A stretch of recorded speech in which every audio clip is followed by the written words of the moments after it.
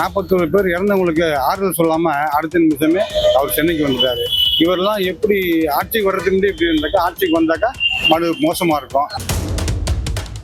டிவிக்கு யார் அது பொறுப்பான இதுவா தெரியல. தலைவர் ஒரு பொறுப்பு இல்லை, அவ்வளவுதான் நான் சொல்ல முடியும். எல்லா அரசியல் தலைவர்கள் அவங்களாம் என்ன சொல்றாங்கன்னா, விஜய்க்கு அரசியல் அறிவுன்றதே சுத்தமா கிடையாதுங்கிறாங்க. அது உண்மைதான். அது டிவிக்கே வரவேற்பீங்களா? கண்டிப்பாக டிவிக்கு வர வாய்ப்பே இல்லை. கரூர் சம்பவம் கேள்விப்பட்டிருப்பீங்க எல்லாரும். 41 பேர் இறந்து போயிட்டாங்க. ஆனால் 41 பேர் இறந்தவங்களுக்கு ஆறுதல் சொல்லாம அடுத்த நிமிஷமே அவர் சென்னைக்கு வந்துட்டாரு. இவரெல்லாம் எப்படி ஆட்சிக்கு வர்றதுக்கு இப்படி இருந்தாக்கா, ஆட்சிக்கு வந்தாக்கா மறு மோசமா இருக்கும்.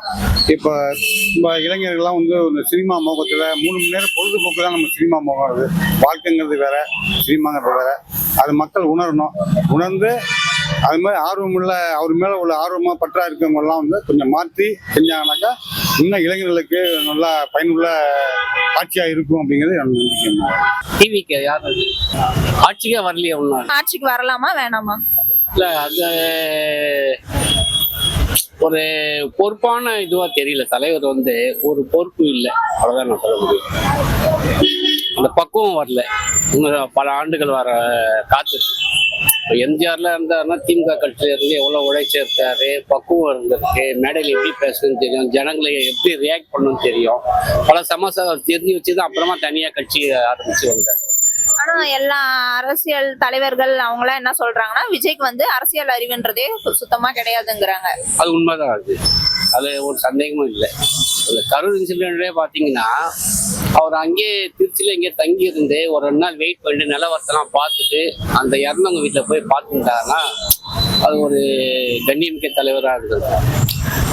ஒரு பொறுப்பில் போல் சுனாமியா வருது, ஏதோ ஒரு வருது, எப்படி நாட்டு மக்களை காப்பாற்றுறாரு இவர்? யோசனை பண்ணிப்போம். பூகம்பமே வருதுங்க, ஒரு மோசமான இன்சிடென்ட் தமிழ்நாட்டில் நடக்குது. அப்போ எப்படி இவர் ஹேண்டில் பண்ணுவார்? ஒரு தைரியம் வேணும் இது தலைவர். எங்களுக்கு தெரிஞ்சு இப்போ இருக்கிற விலைவாசியில் இது கொஞ்சம் கஷ்டமான சூழ்நிலை தான். இந்த ஆட்சிக்கு இதுவரையும் போன வாட்டி ஏடிஎம்கே பீரியடில் ஓரளவுக்கு கம்மியாக தான் இருந்தது. ஆனால் இந்த வாட்டி கொஞ்சம் ஜாஸ்தியாக தான் இருக்குது. இதில் திமுக அந்த அளவுக்கு ஒன்றும் சொல்கிற மாதிரி ஒன்றும் கிடையாது எங்களை பொறுத்தவரையும்.